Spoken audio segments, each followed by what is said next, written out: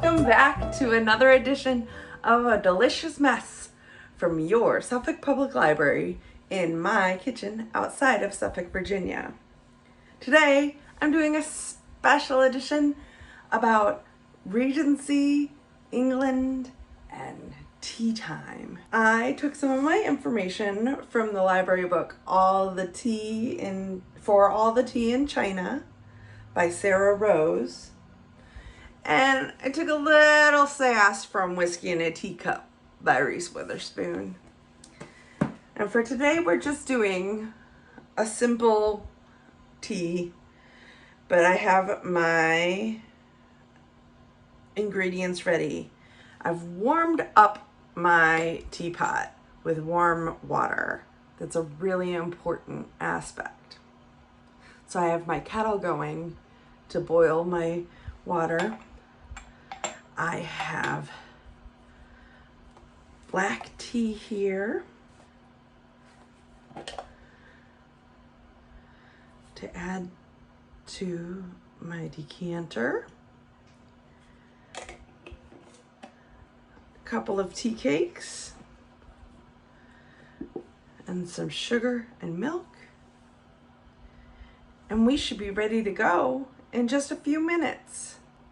And while I'm waiting, I'm going to give you a little lesson about tea time etiquette from the English rules.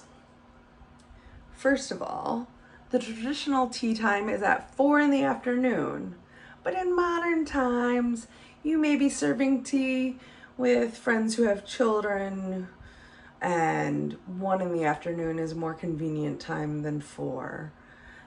That's okay. Just know that the traditional time was 4.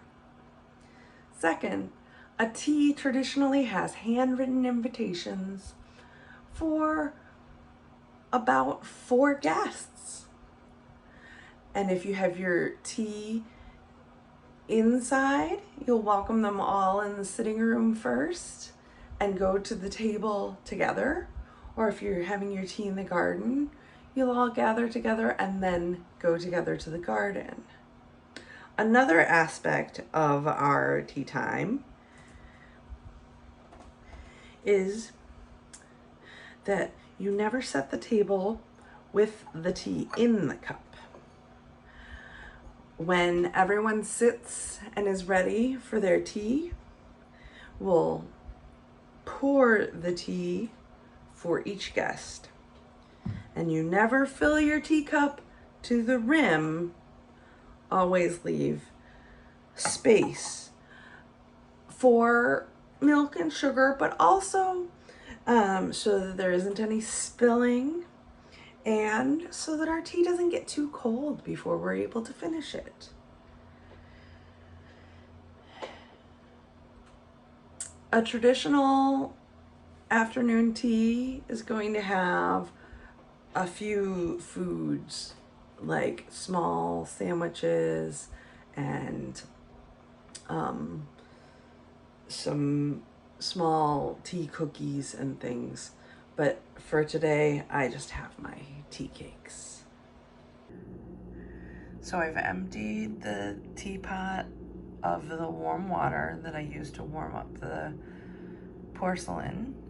And now I'm gonna add about a rounded teaspoon of tea leaves per cup. And I'm gonna make about 4 cups. So it'll be about 4 heaping teaspoons of leaves into the strainer. 2, 3, 4. You can see my loose black tea there. Seal it up in that tin, keep the air out. And then I get my kettle that I've boiled on the stove. And you see I have a kettle that has a temperature gauge on it, so I know that I got it up to 212. And now I'm pouring the boiling water over my tea leaves. And I will put the lid on there and let it steep for at least 3 minutes. All right, let's check our tea, see its strength. Now, my grandmother used to say that Americans made fortnight tea because it was too weak. I think this needs another minute. We'll be right back to our tea. While I wait, this book is so chock full of information. It's called For All the Tea in China, How England Stole the World's Favorite Drink and Changed History by Sarah Rose. Anyway, let's check our tea again. That looks good. And then my strainer, I'm gonna put on this plate. Leave that behind in the kitchen. You don't want to take that out to your guests. So if we were sitting at a nicely set tea for our friends, we take our cup and our brewed tea, and we pour it politely while holding it, not on the table. And you see, we don't fill our cup because we don't want it to slosh around.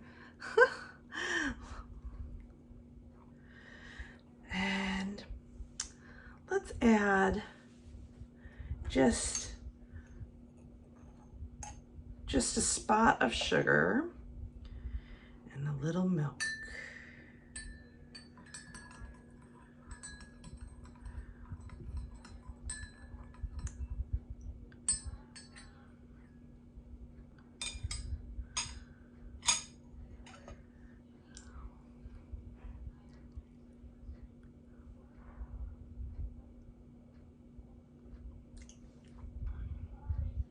It's okay.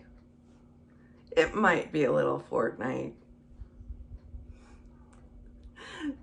Thanks for visiting with me. And don't forget that this is the end of our Regency programming, but Suffolk Tourism, all of Suffolk Fine Arts, and the Suffolk Public Library really encourage you to come and be a part of our programs.